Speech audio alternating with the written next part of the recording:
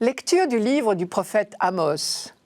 En ces jours-là, Amasias, prêtre de Béthel, dit au prophète Amos : « Toi, le voyant, va-t'en d'ici, fuis au pays de Juda. C'est là-bas que tu pourras gagner ta vie en faisant ton métier de prophète.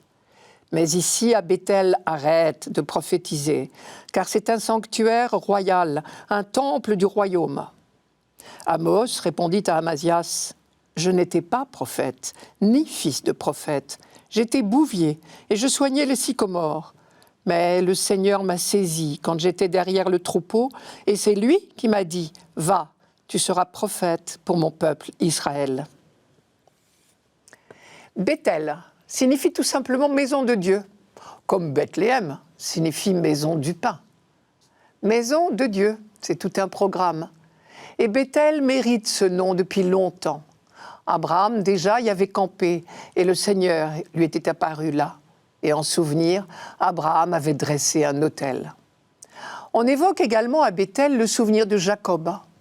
Celui-ci, en fuite, après avoir peu élégamment déshérité son frère Ésaü, avait reçu là, néanmoins, la promesse de l'assistance de Dieu.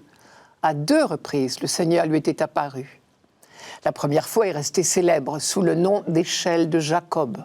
Je vous le rappelle, alors que Jacob dormait, la tête sur une pierre, il avait fait un songe.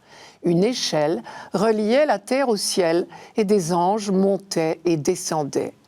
Et il avait appelé ce lieu « porte du ciel ». Et les 2 fois, le Seigneur lui avait réitéré les promesses faites à Abraham. « Je suis le Seigneur, Dieu d'Abraham ton père et Dieu d'Isaac. La terre sur laquelle tu couches, je la donnerai à toi et à ta descendance. Ta descendance sera pareille à la poussière de la terre. En toi et en ta descendance seront bénies toutes les familles de la terre. Le pays que j'ai donné à Abraham et à Isaac, je te le donne. À ta descendance après toi, je donnerai ce pays. » Quand des siècles plus tard, en 931, Jéroboam Ier, le roi du tout nouveau petit royaume du Nord, né de la sécession des tribus du Nord après la mort de Salomon, quand ce roi Jéroboam chercha à doter son pays d'un sanctuaire capable de concurrencer Jérusalem, le lieu de Béthel, si mémorable, était tout indiqué. Aujourd'hui, nous voilà 200 ans plus tard, vers 750 environ, sous le règne de Jéroboam II. C'est à Béthel, précisément, qu'Amos eut à accomplir sa très éphémère carrière de prophète. Quelques mois à peine, probablement. Mais il a eu le temps d'en dire assez pour que ses prédications donnent naissance à un livre, le premier en date des livres prophétiques. Un livre très court, 10 pages à peine dans nos Bibles, notes comprises, mais un livre admirable. Un souffle extraordinaire traverse les pages d'Amos. Et même si le prêtre Amasias a pu le faire taire, rien n'effacera plus jamais ces paroles, puisqu'elles font désormais l'objet de ce petit livre. Il faut prendre le risque de le lire d'une traite et de se laisser emporter par la véhémence de ces 9 chapitres de propos plutôt musclés, bien représentatifs des prophètes de l'Ancien Testament. Amos use d'un style extrêmement imagé et varié, qui alterne oracles solennels, visions étranges, récits quasi journalistiques et même parfois des énigmes. Quant au fond, on trouve bien chez Amos les 2 axes de la prédication habituelle des prophètes, des paroles d'espoir, des promesses de salut pour ceux qui traversent une période difficile, et aussi des avertissements et même des menaces à l'adresse de ceux qui oublient trop facilement les exigences de l'Alliance. Et sur ce chapitre, Amos a de quoi faire. Partout il ne voit qu'injustice, règne de l'argent, corruption, écrasement des pauvres. Il ne mâche pas ses mots. C'est probablement à Béthel même qu'il a dit de la part du Seigneur « Je déteste, je méprise vos pèlerinages, je ne puis sentir vos rassemblements quand vous faites monter vers moi des holocaustes. Et dans vos offrandes, rien qui me plaise. Votre sacrifice de bêtes grasses, j'en détourne les yeux. Éloigne de moi le bruit de tes cantiques, le jeu de tes harpes, je ne veux pas l'entendre. » Au passage, il faut noter que le prophète Isaïe tonitru à la même époque et presque dans les mêmes termes, mais à Jérusalem cette fois. C'est le premier chapitre d'Isaïe. Traduisez « Ne vous croyez pas quitte avec Dieu sous couvert de vos belles cérémonies. Commencez par vivre dans l'obéissance à la volonté de Dieu, c'est-à-dire la pratique de la justice. » Il faut dire que la corruption sévissait qu'au point qu'Amos a pu dire « Il change le droit en poison et il traîne la justice à terre. » Ou encore « Je connais la multitude de vos révoltes, l'énormité de vos péchés, oppresseurs du juste, extorqueurs de rançon. Il déboute les pauvres au tribunal. » Et Amos va même jusqu'à se permettre un jeu de mots sur le nom de Béthel. La maison de Dieu est devenue à ses yeux la maison d'iniquité. Comme tous les prophètes, il rappelle que de telles pratiques engendrent toujours des catastrophes. Osée, son cadet de quelques années, dans le royaume du Nord aussi, aura cette phrase magnifique et terrible à la fois, à propos justement de Samarie, la capitale. « Qui sème le vent récolte la tempête. » On comprend que le clergé local ait préféré se passer des services d'Amos. Pour se débarrasser de ce trou bavard, on l'accuse de propos séditieux. Il est dénoncé auprès du roi pour incitation à la révolte. Et c'est notre texte de ce dimanche. Cette disgrâce nous vaut le récit de sa vocation de prophète. Éleveur de bétail dans le royaume du Sud, à Tekoa, dans les environs de Bethléem, rien ne le prédisposait à cette carrière inconfortable. Mais le Seigneur l'a saisi, comme il dit. Comment résister ?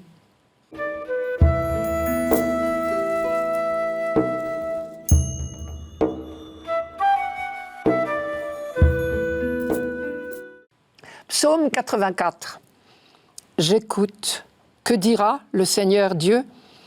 Ce qu'il dit, c'est la paix pour son peuple et ses fidèles. Son salut est proche de ceux qui le craignent, et la gloire habitera notre terre. Amour et vérité se rencontrent, justice et paix s'embrassent. La vérité germera de la terre, et du ciel se penchera la justice. Le Seigneur donnera ses bienfaits, et notre terre donnera son fruit. La justice marchera devant lui, et ses pas traceront le chemin. Le psaume 84 a été écrit après le retour d'exil du peuple d'Israël. Ce retour tant attendu, tant espéré. Ce devait être un merveilleux recommencement. C'était le retour au pays d'abord, mais aussi le début d'une nouvelle vie. Dieu effaçait le passé, on repartait à neuf. La réalité est moins rose. D'abord, on a beau prendre de bonnes résolutions, rêver de repartir à zéro, nous en savons tous quelque chose, on se retrouve toujours à peu près pareil, et c'est très décevant. Les manquements à la loi, les infidélités à l'alliance ont recommencé inévitablement. Ensuite, il faut dire que l'exil à Babylone a duré à peu de choses près 50 ans, de 587 à 538 avant notre ère. Ce sont des hommes et des femmes valides, d'âge mûr pour la plupart, qui ont été déportés et qui ont survécu à la marche forcée entre Jérusalem et Babylone. Cela veut dire que 50 ans plus tard, au moment du retour, beaucoup d'entre eux sont morts. Ceux qui rentrent au pays sont soit des jeunes partis en 587, mais dont la mémoire du pays est lointaine, évidemment, soit des jeunes nés pendant l'exil. C'est donc une nouvelle génération, pour une bonne part, qui prend le chemin du retour. Cela ne veut pas dire qu'ils ne seraient ni très fervents, ni très croyants, ni très catéchisés. Leurs parents ont eu à cœur de leur transmettre la foi des ancêtres. Ils sont impatients de rentrer au pays tant aimé de leur père. Ils sont impatients de reconstruire le temple et de recommencer une nouvelle vie. Mais au pays, justement, ils sont, pour la plupart, des inconnus. Et évidemment, ils ne reçoivent pas l'accueil dont ils avaient rêvé. Par exemple, la reconstruction du temple se heurtera sur place à de farouches oppositions. Dans le début de ce psaume, on ressent bien ce mélange de sentiments. Je vous donne des versets qui ne font pas partie de la liturgie de ce dimanche, mais qui expliquent bien le contexte.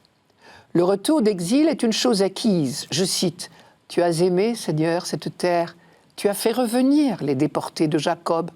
Tu as ôté le péché de ton peuple. Tu as couvert toute sa faute. Tu as mis fin à toutes tes colères. Tu es revenu de ta grande fureur. Mais pour autant, puisque les choses vont mal, on se demande si Dieu ne serait pas encore en colère.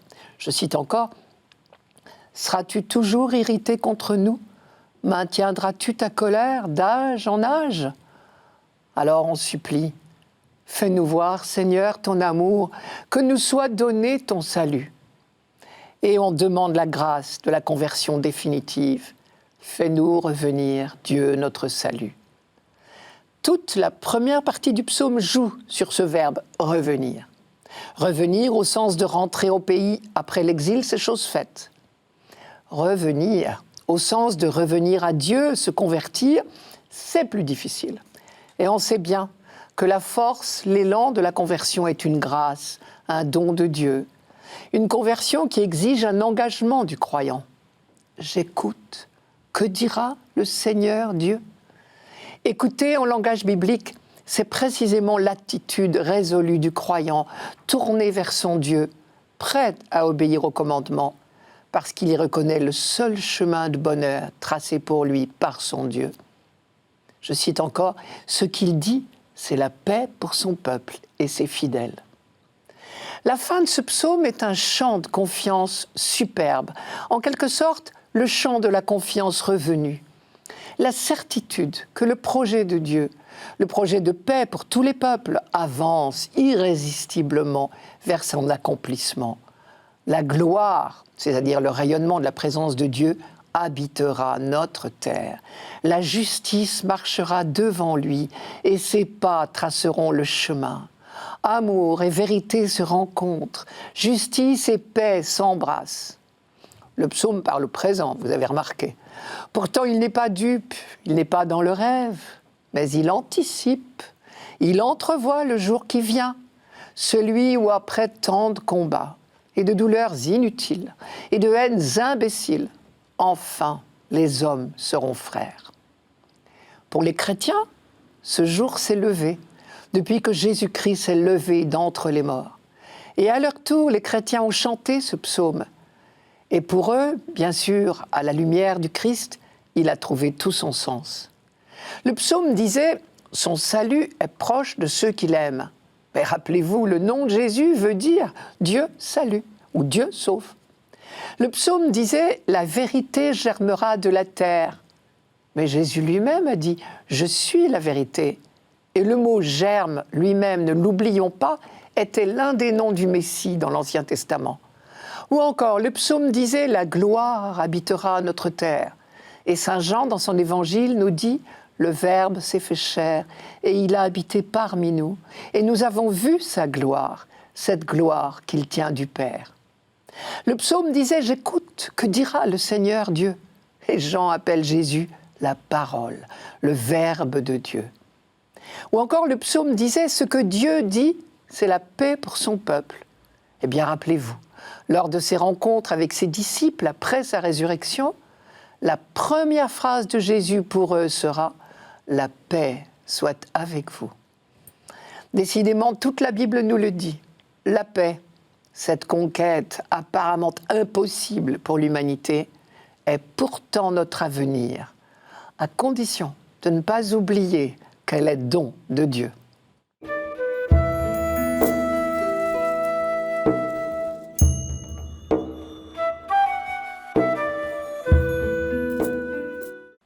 Lecture de la lettre de saint Paul apôtre aux Éphésiens.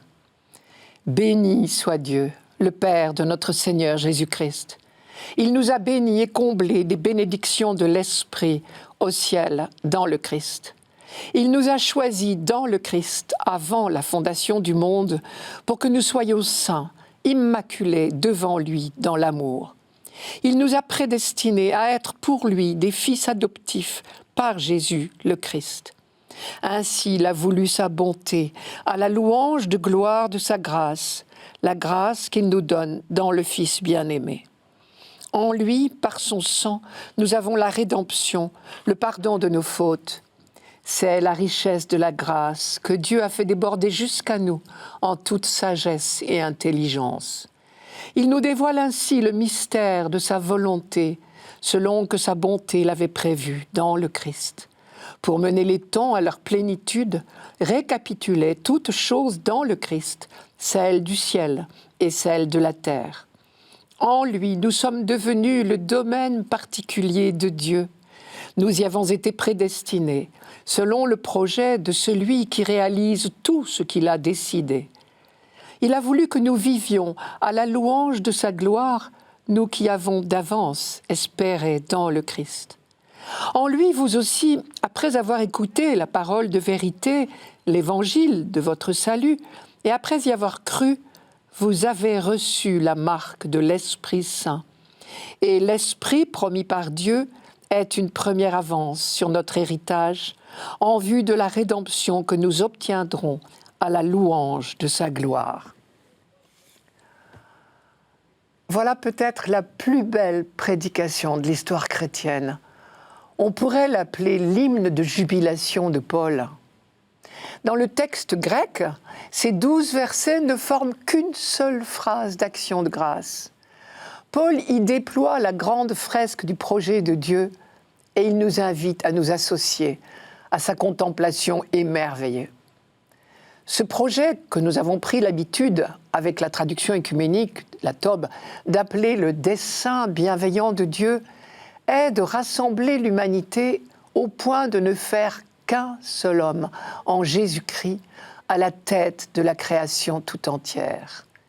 Je cite, « Dieu nous a fait connaître le dessein bienveillant qu'il a d'avance arrêté en lui-même pour mener les temps à leur accomplissement, réunis à l'univers entier sous un seul chef, le Christ, ce qui est dans les cieux et ce qui est sur la terre. » Première bonne nouvelle, Dieu a un projet sur nous et sur l'ensemble de la création. L'histoire humaine a donc un sens, ce qui veut dire à la fois direction et signification. Pour les croyants, les années ne se succèdent pas toutes pareilles. Notre histoire avance vers son accomplissement. Nous allons, comme dit Paul, vers la plénitude des temps. Ce projet, nous ne l'aurions pas deviné tout seul. C'est un mystère pour nous, car il nous dépasse infiniment.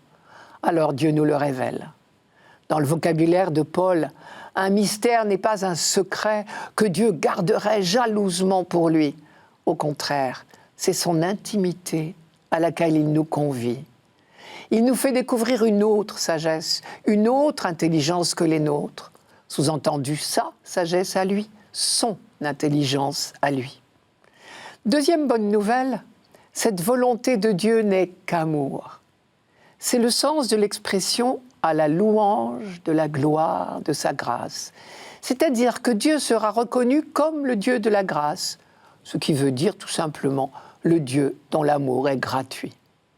Déjà, le prophète Jérémie savait dire que, je cite Jérémie, « les projets de Dieu ne sont que des projets de paix et non de malheur ». C'est Jérémie chapitre 29, verset 11. Et depuis la venue du Christ, nous savons mieux encore ce qu'est la volonté de Dieu. Le Dieu qui n'est qu'amour. La communion trinitaire structure tout ce texte de Paul. Ce Dieu veut nous faire entrer dans son intimité d'amour. Ce qui veut dire que nous pouvons toujours, en toutes circonstances, souhaiter que sa volonté soit faite, parce qu'elle n'est que bonne. Troisième insistance de ce texte, ce projet de Dieu s'accomplit à travers le Christ. Celui-ci est cité de nombreuses fois dans ces quelques lignes. Tout advient par lui, avec lui et en lui, comme dit la liturgie. Je cite, « Dieu nous a prédestinés à être pour lui des fils adoptifs par Jésus le Christ. » Au vrai sens du terme, le centre du monde, le centre de l'histoire humaine, l'alpha et l'oméga, c'est Jésus-Christ. Lui, le Fils bien-aimé, en qui nous sommes comblés de la grâce du Père, comme dit Paul. Lui en qui nous serons tous réunis quand viendra la plénitude des temps. Lui en qui nous avons écouté cette bonne nouvelle. Lui par qui nous avons reçu la marque de l'Esprit Saint. De toute évidence, ce rôle prééminent du Christ était prévu de toute éternité, dès avant la fondation du monde, dit Paul.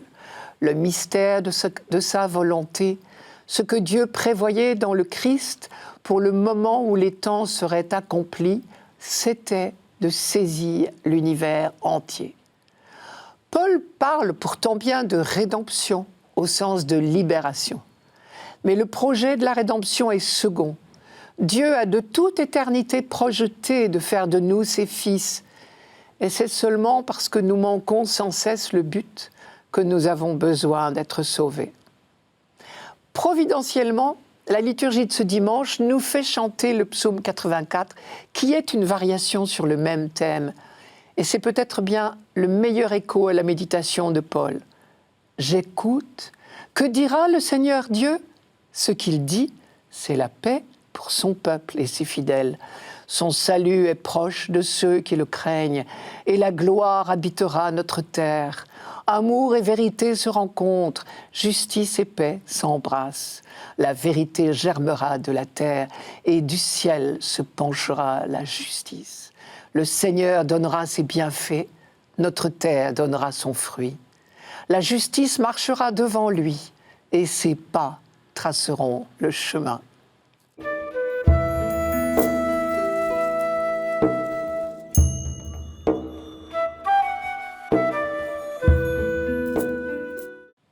Évangile de Jésus-Christ selon saint Marc. En ce temps-là, Jésus appela les 12. Alors il commença à les envoyer en mission 2 par 2. Il leur donnait autorité sur les esprits impurs et il leur prescrivit de ne rien prendre pour la route, mais seulement un bâton, pas de pain, pas de sac, pas de pièces de monnaie dans leur ceinture. Mettez des sandales, ne prenez pas de tunique de rechange. Il leur disait encore: quand vous avez trouvé l'hospitalité dans une maison, restez-y jusqu'à votre départ. Si dans une localité on refuse de vous accueillir et de vous écouter, partez et secouez la poussière de vos pieds. Ce sera pour eux un témoignage. Ils partirent et proclamèrent qu'il fallait se convertir. Ils expulsaient beaucoup de démons, faisaient des onctions d'huile à de nombreux malades et les guérissaient. Jésus envoie les 12 en mission, et voilà les 3 consignes qu'il leur donne. Allez 2 par 2, n'emportez que le strict nécessaire, ne pas se laisser impressionner par la persécution inévitable, avec cette expression « secouer la poussière de ses pieds ». Premièrement, aller 2 par 2. Cela semble une pratique habituelle de Jésus. Marc en donne quelques exemples par la suite. Par exemple, pour préparer l'entrée à Jérusalem, je cite: « Lorsqu'ils approchent de Jérusalem, près de Bethphagée et de Béthanie, vers le mont des Oliviers, Jésus envoie 2 de ses disciples et leur dit: « Allez au village qui est devant vous, vous trouverez un ânon attaché. » Même chose pour préparer la Pâque. Je cite encore: « Il envoie 2 de ses disciples et leur dit: « Allez à la ville, un homme viendra à votre rencontre portant une cruche d'eau. » Il y a là peut-être la trace de la coutume juive selon laquelle un témoignage n'était recevable que quand il était porté par 2 personnes au moins. Je cite: « C'est sur les déclarations de 2 ou de 3 témoins qu'on pourra instruire une affaire. » C'est dans le livre du Deutéronome. L'évangélisation aussi est affaire de témoignage. Elle n'est pas une affaire individuelle. Plus tard, les apôtres garderont cette habitude. Ainsi, Pierre et Jean vont ensemble prêcher au temple de Jérusalem. Ou bien Paul et Barnabé font équipe longtemps en Syrie et en Asie mineure. Et après leur séparation, Paul continue la mission avec un autre, Silas. Deuxième consigne de Jésus, n'emporter que le strict nécessaire. Il leur prescrivit de ne rien emporter pour la route, si ce n'est un bâton, de n'avoir ni pain, ni sac, ni pièces de monnaie dans leur ceinture.